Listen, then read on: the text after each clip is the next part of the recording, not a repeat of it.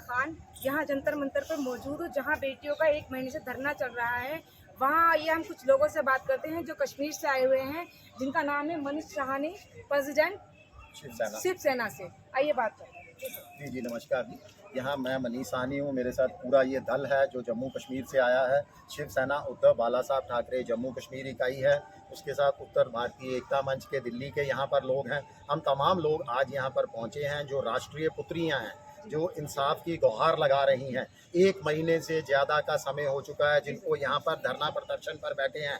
वो कोई आम लोग नहीं हैं, वो वही खिलाड़ी हैं जिन्होंने हर देशवासी के चेहरे पर मुस्कान लाई थी जब उन्होंने राष्ट्रीय स्तर पर, अंतर्राष्ट्रीय स्तर पर पदक जीते थे।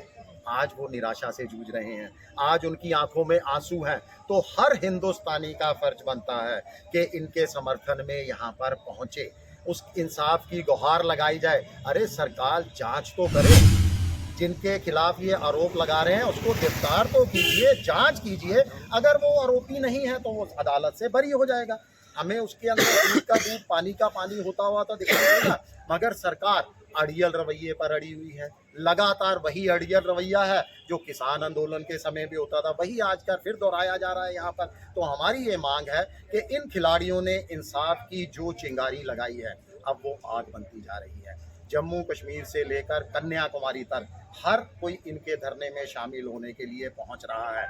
एक ही मांग है कि राष्ट्रीय पुत्रियों को इंसाफ कब मिले। लेकिन जिनकी वजह से ये यहाँ पुत्रियाँ बैठी हुई हैं, वो ब्रिजभूषण जो बोलते हैं, वो ये कहते हैं कि बेटियाँ, ये जो ब्रिजभूषण इनको अपनी बेटियों के समान मानते हैं और बेटियाँ जो हैं उन पे झूठा इल्ज़ाम लगाए।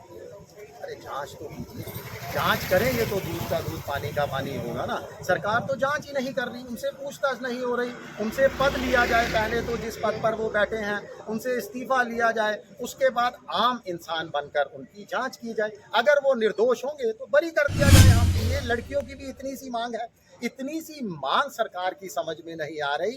दुर्भाग्यपूर्ण ये है, चिंता का विषय ये है कि सरकार अपने आदमी पर जब आरोप लगाए, देखिए दूसरे के ऊपर तो आप फटाफट थोड़ा सा आरोप लगे आप ईडी भेज देते हैं, एजेंसियां चली जाती हैं उनको गिरफ्तार करने के लिए, जांच शुरू हो जाती हैं। तो ये तो शरेआम ऐलान कर रही हैं कि हमारे साथ गलत हुआ है, आप उसके बावजूद भी उसकी जांच नहीं कर रहे। ये चिल्ला चिल्ला के यहाँ से ऐलान कर रही है, वो भी वहाँ से ऐलान कर रहे हैं कि ऐसा मैंने कुछ भी नहीं किया है। और कुश्ती संघ से तो उन्हें इस्तीफा दिला ही दिया है, बाकी और क्या डिमांड होना चाहिए? देखिए उनको गिरफ्तार किया जाए, उनके सांसद पद से इस्तीफा लिया जाए, जिस पद का वो उपयोग कर सकते हैं जांच को प्रभावित करने के लिए, उनको बाहर किया जाए, जांच कर दी जाए, उसके बाद फिर बीजेपी बहाल कर दे उनको।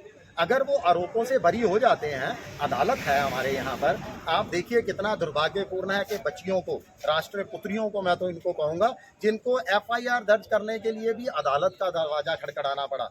पुलिस ने FIR दर्ज नहीं की, वही पुलिस के कंधों पर अब एक बार फिर अपने आप को साबित करने का आया है समय। कम से कम उसको तो साबित कीजिए, इसकी जांच तो कीजिए, इसको गिरफ्तार तो कीजिए, गिरफ्तार कीजिए, जांच कीजिए। अदालत अगर इसको नहीं मानती आरोपी तो बरी हो जाएगा, फिर अपने पद पर बहाल कर दीजिए। जनता पसंद करती है और 6 बार मुझे उन्होंने सांसद बनाया है, तो ऐसे कैसे? जब तक मुझे जनता पसंद करेगी मैं तो अपनी सीट पे। देखिए जनता पसंद करने का मतलब ये नहीं होता कि आप सदा के लिए जो है, जीवन भर के लिए आप कोई भी आरोप करेंगे तो वो आप आरोपी गिने ही नहीं जाएंगे।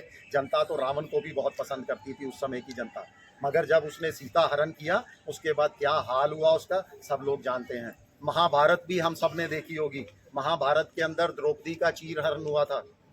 कौरवों को आज कोई याद नहीं करता, उसने श्राप दिया था उस समय कौरवों के लिए कि आपके वंश का कोई नहीं बचेगा।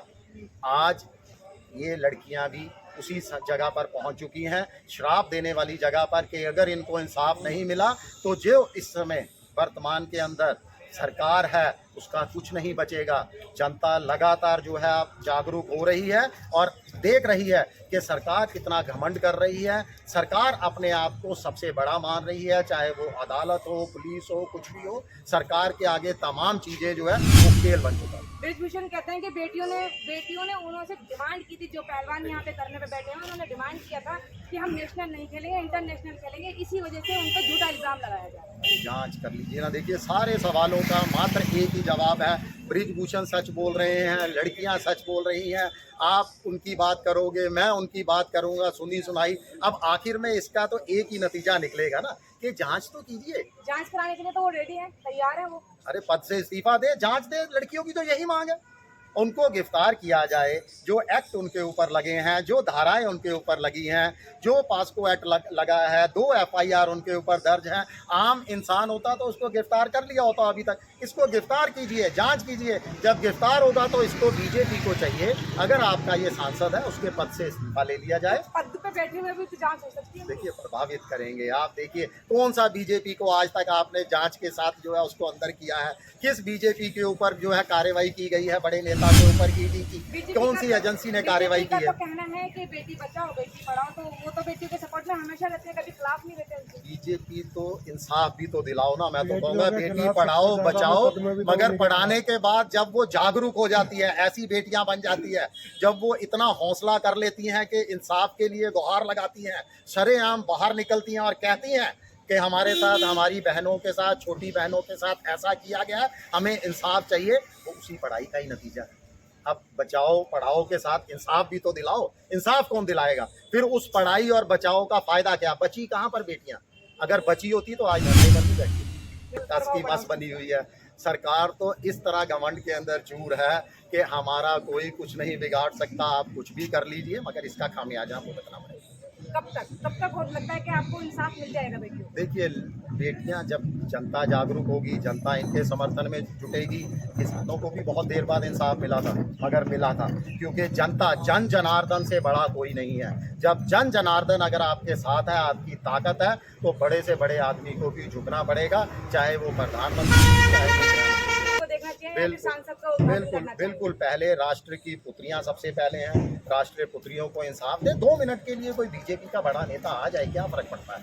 2 मिनट के आइए तो सही, उनकी हौसला अफजाई तो कीजिए, झूठा ही सही उनको आश्वासन तो दीजिए यहाँ पर कि हाँ हम जांच करवाएंगे। इतना तो कह दीजिए। आपके देश की पुत्रियां हैं, वो पुत्रियां हैं जिन्होंने जब मेडल जीते थे तो सब लोग हंसते थे, सब लोगों के चेहरे पर मुस्कान लाई थी। प्रधानमंत्री जी आमंत्रित भी किया था उनको अपने घर में।